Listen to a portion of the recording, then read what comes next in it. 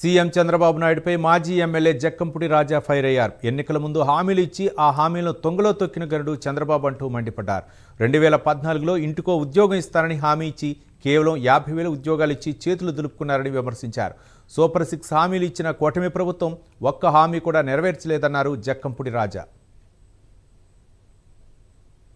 ఎన్నికలకు ముందు వందల కొద్ది హామీలు ఇచ్చి ఎన్నికల అనంతరం ఆ హామీలని ఆ తెప్పని తగలేసేటటువంటి అలవాటు ఉన్నటువంటి రాజకీయ నాయకుడిగా ఈ దేశంలో పేరు తెచ్చుకున్నటువంటి నారా చంద్రబాబు నాయుడు గారి ప్రభుత్వంలో ముఖ్యంగా పేద విద్యార్థులు, నిరుద్యోగులు అనేక సార్లు 1999 ఎన్నికల నుంచి కూడా ఈ రోజు దాకా కూడా గమనిస్తారు.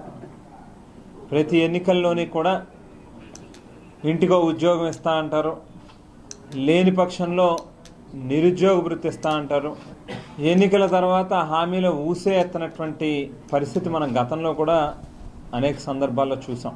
2014 కూడా మనం గుర్తు చేసుకుంటే ఇంటికో ఉద్యోగం లేని పక్షంలో 2,000 రూపాయలు నిరుద్యోగ వృత్తి ఇస్తా అన్నారు. 5 సంవత్సరాలు కాలం గడిపేశారు కానీ ఎక్కడా కూడా ఏ ఒక్క నిరుద్యోగికి కూడా కొత్తగా ఉద్యోగం ఇచ్చినటువంటి పరిస్థితి లేదు. ఆవేళ ఎన్నికలకు ముందు వందల కొద్ది హామీలు ఇచ్చి ఎన్నికల అనంతరం ఆ హామీలని ఆ తెప్పని తగలేసేటటువంటి అలవాటు ఉన్నటువంటి రాజకీయ నాయకుడిగా ఈ దేశంలో పేరు తెచ్చుకున్నటువంటి నారా చంద్రబాబు నాయుడు గారి ప్రభుత్వంలో